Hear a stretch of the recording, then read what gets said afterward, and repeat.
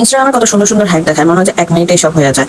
আমি যখন হ্যাক করতে যাই তখন দেখা যায় যে কোনো না কোনো ফল্ট আর কোনো না কোনো ভুল হয়ে থাকে। আমি একটা মোটা কাগজ নিয়ে ফেলেছি, যেটা আসলে কি বলবো, যেটা আসলে প্রপার ওয়েতে হয় নাই। আচ্ছা যাই হোক, তারপরে আমি ভালো করে সেটাকে আবার পেন করে নিলাম। পেন করে ভালো করে দেখতেই পাচ্ছেন আমি মুখে দেওয়ার চেষ্টা করলাম। পেনগুলো শুকিয়ে যাচ্ছিল নাকি বুঝতেছিলাম না। পরে বুঝলাম যে পেনগুলো আসলে কাগজটাই খেয়ে ফেলছিল, মানে আমি যতই পেনগুলো দিচ্ছিলাম কাগজটা সেগুলো চুষে নিচ্ছিল, যার কারণে আমার পেনটা শুরু হয় না। মানে এটা একটা হ্যাকার আসলে তামসা। ওরা কিভাবে করে নাকি, ওরা অনেক বেশি প্রোডাক্ট দেয় সেটা আমার জানা। এখন অনেক বেশি প্রোডাক্ট দিয়ে আমার জিনিসটা নষ্ট করতেও খুব আত্মায় লাগছিল। ভাই আমি গরিব মানুষ, আমার এগুলো আসলে আত্মায় লাগে, কি করবো, কিছু করার নাই। যাই হোক, এরপরে আমি সেই সুন্দর একটা বাটারফ্লাই করতে চেয়েছিলাম, যেটা হয়তো আমি ভেবেছিলাম যে অনেক ইজি। আমি জাস্ট হাতে মেবে 2-3 মিনিট, টোটাল আমি 10 মিনিট সময় নিয়েছিলাম যে আমি এরকম একটা সময়ের মধ্যে বাটারফ্লাইটা করে ফেলবো। বাট যাই হয়েছে তা তো দেখতে পাচ্ছেন, করতে পারলাম না। তো না, মনটা তো খারাপ হয়ে গেল। এখন আমি কি করবো, এখন আমার ফেসটাকে বিশ্রী হয়ে গেল। তো আমি বললাম যে যেহেতু করতেই পারলাম না, সেহেতু দেখি আমি আমার ফেসটা একটু পেন্ট করেই দেখি, আর চেষ্টা করি হয়তো সেরকম না হলেও কিছুটা ভালো হতে পারে। এগুলা নিজে যখন হাত দিয়ে পেন্ট করা হয়, সেই পেন্টটা করতে মেবি মিনিমাম অনেক সময় অনেক এফোর্ট নিয়ে করতে হয়। যারা ফেস পেন্টিং করে, যারা ফেস পেন্টিং বডি পেন্টিং করে, তারা মেবি 3-4 দিনও সময় নেয়, অনেক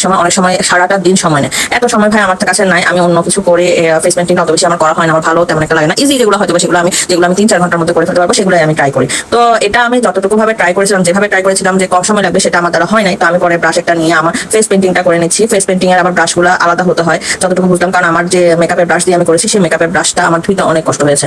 এখন কিছু করার নাই। তারপর হচ্ছে কালারগুলো কেমন যেন একটা সাথে একটা লেগে যাচ্ছিল। তা আমি একটু মানে ট্রানজেকশন ভিডিও করতে চাইছিলাম, কিন্তু সেটাও ব্যর্থ আমি। আচ্ছা যাই হোক, এখন আপনারা জানি বা গালি দিবেন, প্লিজ গালি দিবেন।